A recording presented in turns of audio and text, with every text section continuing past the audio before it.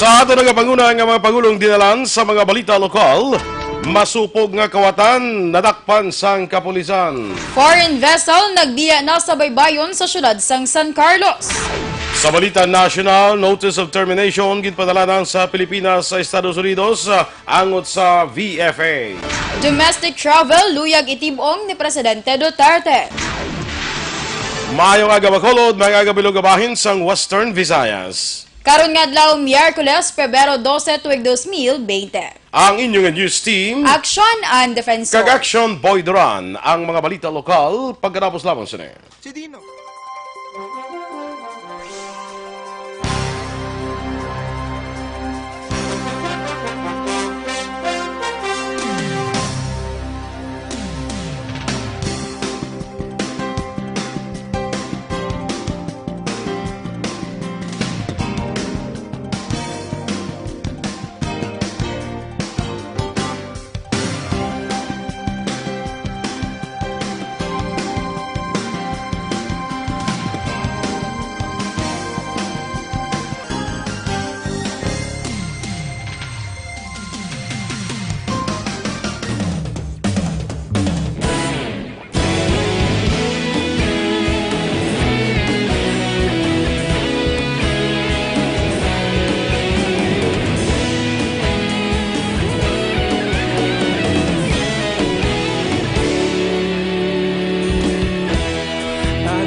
Banwa, mabugnaw nga hangin nagadapyan na ikaw nang ginapamatian namon ginasandigan.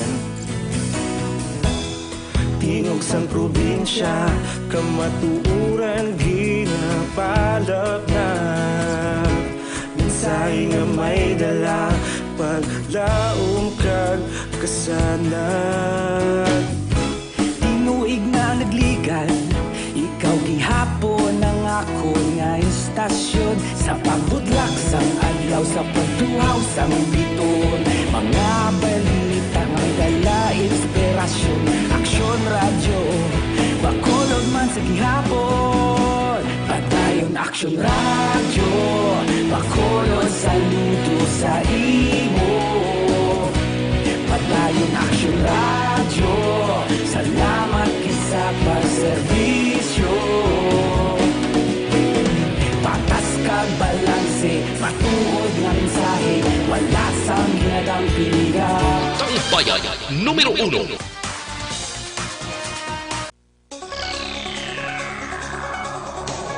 Aksyon Radio Philippine Standard Time, lasay 5, sa detalye na sang mga balita lokal. Nadakpan ang inakabing nga masupog nga kawatan kag ginaligar nga pang-hold up man matapos ginserbihan sang warrant of arrest sa Police Station 2 sa Purok Kagaykay, Barangay 2, Siyudad sa Bacolod sang kahapon sang hapon, Pebrero 11. Ang nadakpan gingilala kay Randy Rendon, 37 anyos, pumuluyo man sa among lugar kag ginserbihan sang warrant of arrest sa kaso nga theft. Suno kay Police Major Sherlock Gabana, ang hepe sa Police Station 2, nakuha kay Rendon ang itom nga pouch nga may unod sang 3 ka sachet sang ginasuspetsuhan shabu, wallet nga may unod sang foreign currency bill, isa ka paltik nga 9mm pistol kag 4 ka wala pa nakalupok nga bala sini. Duha pa ni Gabana, makapila ka beses man gintuyo sa kapulisan nga iserbi ang warrant kay Rendon apang permi ni madasig nga nagapalagyo. Kag sa sining patigan mga operasyon nagpalagas pa ni sa kapulisan kabangdanan kun nga may bayluhan ay pasang lutang nga natabo.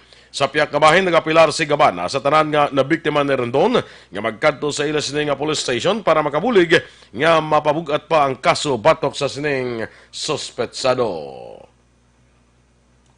Saan siya ka notorious nga kawatan, allegedly nga naga-hold up man. Ini siya since pagkabalo ko namon nga may warrant siya. Sang February 4, adlaw na ni siya namon ginapamonitor. Si Police Major Sherlock Gabana sa Police Station 2. Samtang na-recover ang kapin sa 332,000 pesos nga balor sa ginasuspetsuhan shabu sa bypass operation nga ginpatigayon sa Bacolod City Police Office City Drug Enforcement Unit sa Purok Kapawa, Barangay Punta Taytay, Syudad sa Bacolod.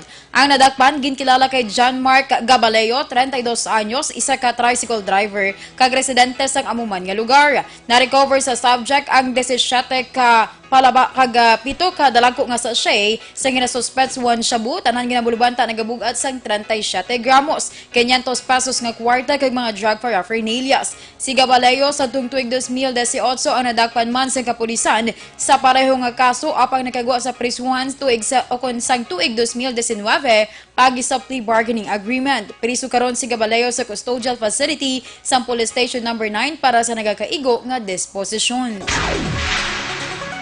Nakumpiskar naman ang kapin 161,000 pesos nga balor sa ginasuspensyohan shabu sa tatlo ka mga drug buy bust operation ni patigan sa Bacolod PNP sa tatlo man ka separadong nga lugar diri sa siyudad sa Bacolod. Kapin sa 48,000 pesos nga balor sa ginasuspensyohan shabu ang nakumpiskar sa Police Station 2 sa subject sa operasyon nga si Cesar Jan de Costa, 19 anyos, sinatakpan sa Purok Sigay, Barangay 2, siyudad sa Bacolod. Kaupod nga natakpan ni De Costa ang isa ka 15 anyos, taga Barangay Tangub. Narakpan man ni Police Captain Elmer Bonilla, ang hepe sa Police Station 6, si Lovniel Rosiana, sa Purok Hollow Blocks, Barangay Singkang Airport. Kagapin naman sa 105,000 pesos ibilis sa shabu ang nakuha. Kagaho naman sa Pebrero 11, narakpan ni Police Lieutenant Jerito Pastrana, ang hepe sa Police Station 9, si Patrick Aquino, pumuluyo sa Purok Riverside, Barangay Sumag, siyudad sa Bacolod, kag nakumiskar ang balor 8,000 pesos sa ginasuspetsuhan nga shabu. Magabuligay si Bacolod PNP Director Colonel Henry Biñas kag Lieutenant Colonel Levi Pangue sa pagdumala sa nabakante nga posisyon ni Lieutenant Colonel Jovi Espirido. Inang nakita ni Biñas nga solusyon agud mapuna ang pwesto ng Deputy City Director for Operation kag City Drug Enforcement Unit Head matapos nga ginkaka si Espirido base sa relief order nga ginpapanaog. Samtang kumpiyansa si Biñas nga masarangan sa napulo ka hepe sa Bacolod PNP nga matap ng illegal nga droga sa syudad nga nagapanguna nga mando ni PNP Chief General Archie Gamboa. Ginako man ni Biñas nga dako ang nabulig ni Espinido sa kampanya batok illegal nga droga sa Bacolod tungod madamo sa pagbag-o na nga natabo humalin sa magserbisyo ini sa Bacolod PNP. Padayon man ang kampanya sa kapulisan sa probinsya sa pagtap na sa illegal nga droga sa piyak nga wala na ang kontrobersyal nga pulis si Lieutenant Colonel Jovi Espinido.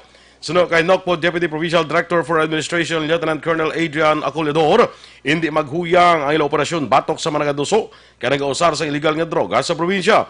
Doon man ni Aculedor, gabisan wala pasad to ginassign sa Espinido sa Bacolod, wala untat na ang kampanya sa kapulisan adlaw-adlaw. Una na nga na-report nga nakalambot pa si Espinido sa siyudad sa Silay sa drug operations ang inyang yara pa sa Bacolod PNP. Ginapatutukan sa karon ni Negros Occidental Police Provincial Office sa NOCPO Director Colonel Romeo Baleros ang kampanya kontra iligal nga panahor. Sulo kay NOCPO Deputy Provincial Director for Administration Lieutenant Colonel Adrian Aculedor nga nagapati si Baleros nga kun adlaw-adlaw ginapangdakop ang nagaintra sa iligal nga panahor, wala na sang rason nga magpadayon pa ang mga ini. Base sa datos ng NOCPO, nakapatigayon sa 28 ka mga operasyon ng kapulisan sa probinsya kag 80 ka mga persona na ang nagkaladagpan sa nagkalain-lain nga sahi sang panahor. Patay naman ang isa ka 53 anyos nga lalaki matapos ginlabo sa Sitio Antuan, Barangay Canlandog, Banwa sang Murcia sang mga alas 10 ang takna sang gabi sa tong Pebrero 9. Ang napatay ginkilala kay Adjiludin Pama, pumuluyo sa mga barangay, samtang ang suspetsado ginkilala naman kay Jonel Cardinal, 31 anyos, pumuluyo naman sa Barangay Santa Rosa sa Banwa man sang Murcia.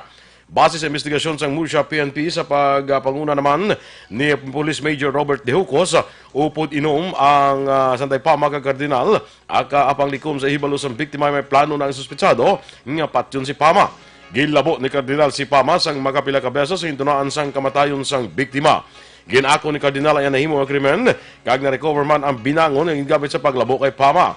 Si Cardinal ang preso na karon sa custodial facility sang Murcia PNP.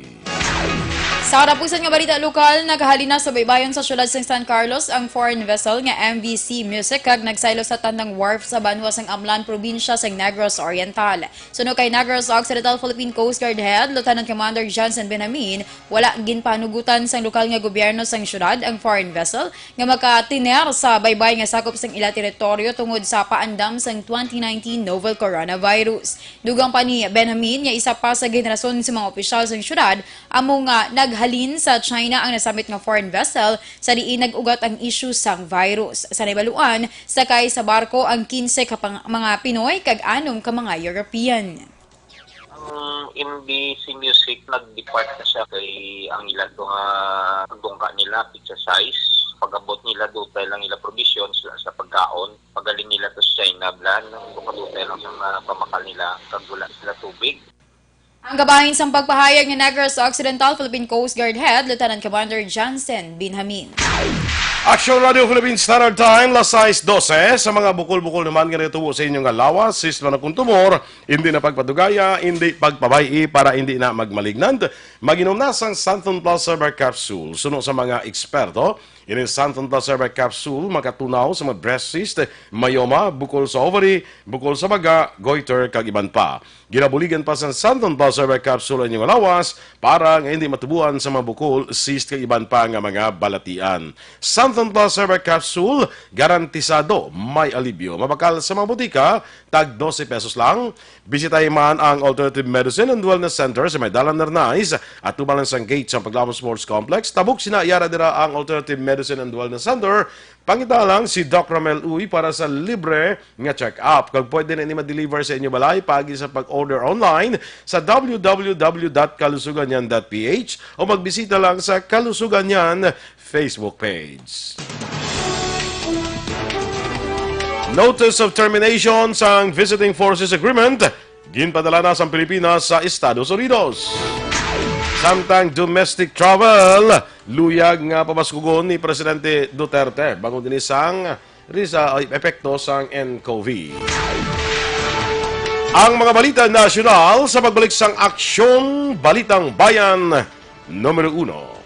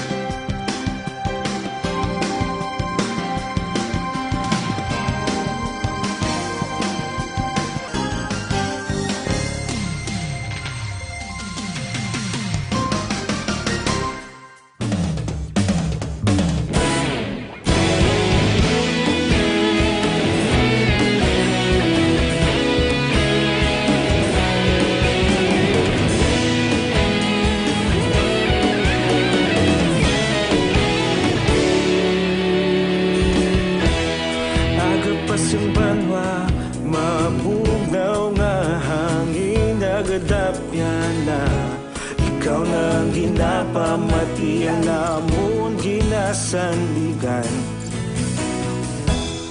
Tingog sang probinsya, kamatuuran ginapalap na.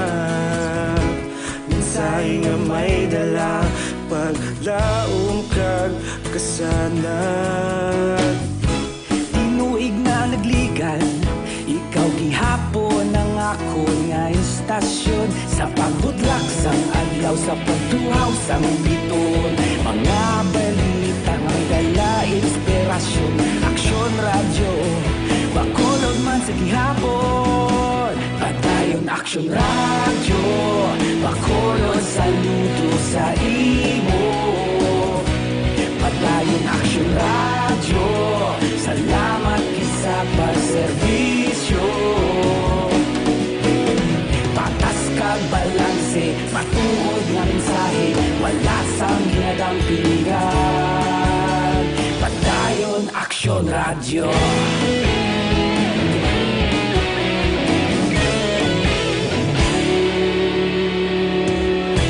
Bakolod nun kag negosanon, inyong pamatian. Istasyon nga nagapalaplag sang kamatuuran. Magbakod nga prinsipyo, reporter handa sa serbisyo. Kahapon, karon kag sa gihapon, kita magapadayon.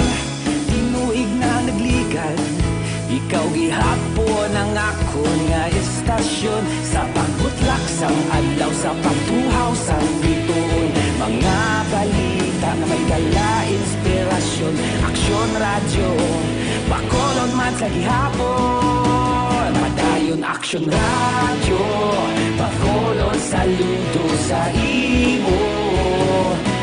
Padayon aksyon radyo, salamat kit sa pagserbisyo.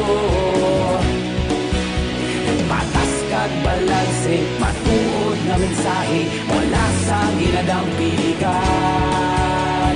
Padayon aksyon radyo. Una sa balita, una sa aksyon, sa Bacolod Aksyon Radio. Una sa balita, una sa aksyon, sa Bacolod Aksyon Radio. Ikaulog na na'y sabisan ano nga kahintangan. Responsable nga pagbalita, pagdayon na ipalaknan. Malasig pero sigurado, aksyon na may dalang pagpalanggan.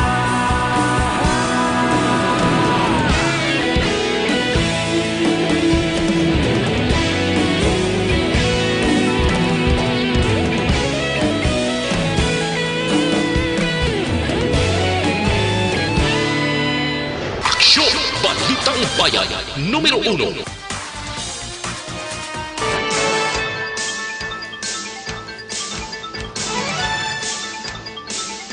Aksyon Radio Philippine Standard Time, las 6:18 sa detalye na sang mga balita nasyonal. Ginpadala na ni Foreign Affairs Secretary Teodoro Locsin Jr. ang Notice of Termination sa Pilipinas sa Visiting Forces Agreement o VFA sa Estados Unidos. Ginhimo ni Locsin ang kumpirmasyon paagi sa pag-post sini sa Twitter kagindugang nabato na sa gobyerno sa Estados Unidos ang among notisya. Sunod naman kay Senator Panfilo Lacson nga ang Mutual Defense Treaty o kung MDT sa tunga sa Pilipinas kag US ang manginwala na 10 sa tion nga ma-terminate ang VFA pagkaligad sa 180 ka adlaw.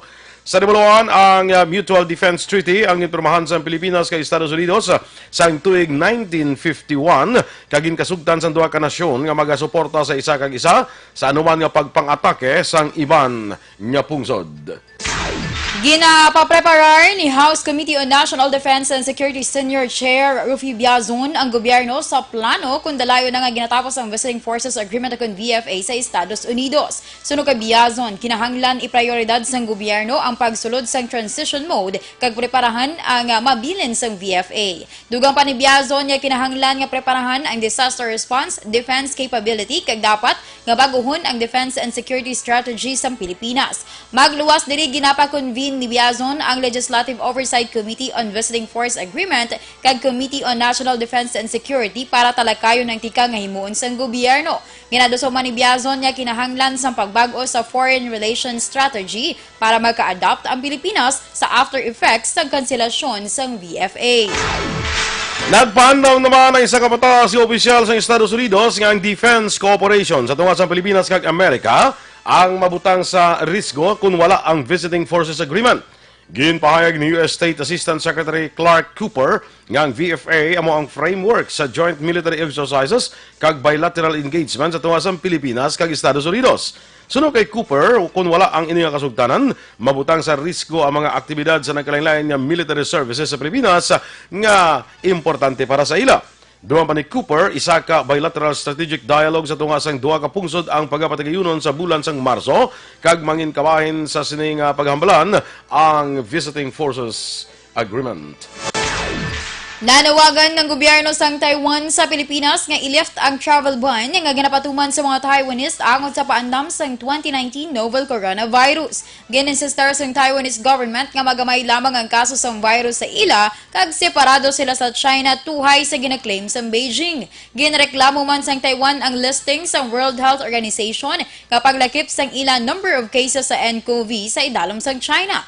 Sunod sa gobyerno sang Taiwan, pagpatalang ang ginhimo sang WHO kabangdanan kun nga madamo nga pungsod ang nagapati nga kalakip ang pungsod nga may risgo sa ikayong lawas kabangdanan nga pati sila ang ginpapanaugan sang travel ban. Gininsistar pa sa Taiwan nga mayara lamang sila sang 18 ka kaso kung ikumparar sa mas sobra 42,000 ka kaso sang China. Naninduga naman ang Malacanang magpabilin ang travel ban sa Pilipinas sa Taiwan. Tubtub nga wala sang rekomendasyon ng World Health Organization o kung WHO. Ini ang reaksyon sang Malacanang sa panawagan sang Taiwan nga bawion na ang travel ban tungod ginaaksyonan Manila ang problema sa 2019 novel coronavirus. Sunod kay Presidential Spokesman Salvador Panelo, nagasunod ang desisyon ni Presidente Rodrigo Duterte sa rekomendasyon sang WHO kag Department of Health. Duha pa ni Panelo nga ang rason kung nga ginapatuman ang travel ban tungod ginakabalakan sini ang safety sa mga Pinoy. Samtang ginpahig naman ni WHO Representative Rabindra Abiyasinghe, wala pa nagrekomendar ang WHO sa travel ban may angot sa nCoV. Sa dugang pangabalita national, nanawagan si Senador Aquilino Coco Pimentel III sa House Committee on Legislative Franchises nga maging patas paagi sa pag-akto sang 11 ka mga pending nga mga bills angot sa renewal sang franchise ng ABS-CBN. Sunod kay Pimentel, dapat ipaduman sa Kongreso ang ila constitutional mandate angot sa pagdesisyon kung bala i-grant o kung i-deny ang franchise ng ABS-CBN kasunod nga kapin 11,000 ka mga tao ang madulaan sang trabaho kung magsira ang network. Dugang pa ni Pimentel nga isa man ka abogado, makansilar lamang o kung hindi ma-renew ang franchise kung mayara sang grave violations ang terms ng franchise. Sunod pa kay Pimentel, mas iya ginatutukan ang kapin 11,000 ka mga tao nga maapektuhan. Si Pimentel ang party mate ni Presidente Rodrigo Duterte sa PDP laban. Aksyon Radio Philippine Standard Time, las 6:23 sa mga dugang pinatundring ang mga balita nasyonal. Suportado ni House Deputy Speaker Aurelio Gonzales ang ginfile nga coup warrant of petition sang Office of the Solicitor General angot sa prangkisa sang ABS-CBN. Sunod kay Gonzales, welcome development ini tungod makabulig sa deliberasyon sang Kamara ang mangin desisyon sang Korte Suprema. Duha man ni Gonzales nga mapaayo pa ang proseso sa pagdiyon sang hagna nga mag-aproba sa prangkisa base sa konstitusyon. Sa remuluan, mayara na lamang ang Kongreso sang tubdob Marso 11, tuig 2020 para aprobahan ang mga ini antes ang ilang recess kag antes mag-expire ang prangkisa sang ABS-CBN sa parehong nga bulan. Nagapabilin nga pending sa House Committee on Legislative Franchises ang 11 ka mahagna para sa ginaduso nga renewal sang franchise sang ABS-CBN. Ginkasugtan sang tourism industry stakeholders nga itibong ang domestic travel pagi sa pagpanubo sang airfare kag hotel rates kasunod sang ila pagpaigsapol kay Presidente Rodrigo Duterte. Sunod sa Malacanang, tuyo sini nga matap na ang negatibong epekto sa paglaptas sang novel coronavirus kag i-promote ang tourism sector sa pungsod sa mga Pinoy mismo. Ang mitigation plan nagwa matapos magpatuman ng gobyerno sa Pilipinas sang temporary ban sa mga dumuluong nga may travel history sa mainland China kag sa Special Administrative Region sini nga Macau kag Hong Kong. Sa karon, ginpalapad pa ang coverage sang ban para sa mga nagbiyahe halin sa Taiwan. Ang China kag Taiwan amo ang nagapanguna nga tourism markets para sa Pilipinas nga naka-akomodar sang 7.48 milyones ka mga turista halin Enero tubtub Nobyembre tinalikdan nga tuig. Padayon nga nagasaka ang kanabuon sang patients under investigation o kung PUI sa posible novel coronavirus infection sa Pilipinas. Sa pinakauli nga datos ng Department of Health nga ginpagwa sang kahapon sang hapon Pebrero 11, nagdangat na sa 382 ang mga PUI sa pungsod, 266 ang ginadmit sa ospital, kag 113 ang gin-discharge. Sa tatlo ka mga positibo nga kaso sang coronavirus, duha ang naka-recover kag isa ang napatay sa San Lazaro Hospital sa Manila. Sunod sa DOH, ang Metro Manila ang may pinakamadamong nga PUI nga naglambot sa 86. Sunod din ang Central Visayas nga may 49, kag ikatatlo ang Central Luzon nga may 31. Sunod kay Health Undersecretary Eric Domingo, ang ini nga mga patients under investigation ang nakakontak sa mga kaso nga nagpositibo kung sa eroplano, hotel kag hospital kag nagapakita sang sintomas kaangay sang hilanat, pag-ubo kag respiratory illness. Ginpasiguro ni Agriculture Secretary William Dar nga bastante ang Pilipinas sa supply sang karne sang baboy kag pork products sa pihak sang panibago nga outbreak sang African Swine Fever o kun ASF sa Davao Occidental. Base sa latest report sang DA, ginpahayag ni Dar nga 1.7% lamang sang 12.7 milyones ka populasyon sang baboy sa pungsod ang apektado sang ASF. Dugang pa ni Dar nga sa 216,000 ka mga depopulate swine, 13% lamang diri ang may sakit, apang tungod sa 1-7-10 protocol, kinahanglan nga patsyon ang kada baboy nga sako pa sang 1 kilometer radius. Aksyon Radio Philippines Standard Time, lasais 27. Ang mighty sinama ng alkaline nga vitamin C, naga-edukar, naga-balanse, kag nagapabakod sa aton nga immune system. Ginatap na ang mga infection, ubo, sipon, trangkaso, pneumonia, kag iban pa. Kag ining mighty sing alkaline nga vitamin C, manami maning nga antioxidant nga vitamin para sa mata, ginatagan sang alibyo, ang nagakurap-kurap nga mata, katarata, kag glaucoma. Para sa mas epektibo nga kombinasyon, mag-inom kita sang Mighty C kag Santon Plus Herbal Capsule. Kag pwede na ini mapadeliver sa inyo balay pagi sa pag-order online sa www.kalusuganyan.ph o magbisita lang sa Kalusuganyan Facebook page.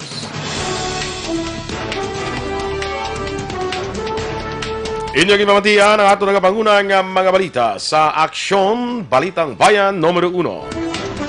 Standby na sa Action Report, second portion, upod Aksyon, Fred Salanga. Balikay kita sa Action Balita Morning Edition, upod gapon sa inyo News Team. Aksyon and Defensor. Kag Action Boy Duran, una sa balita, una sa aksyon, Sa Bacolod Aksyon Radio.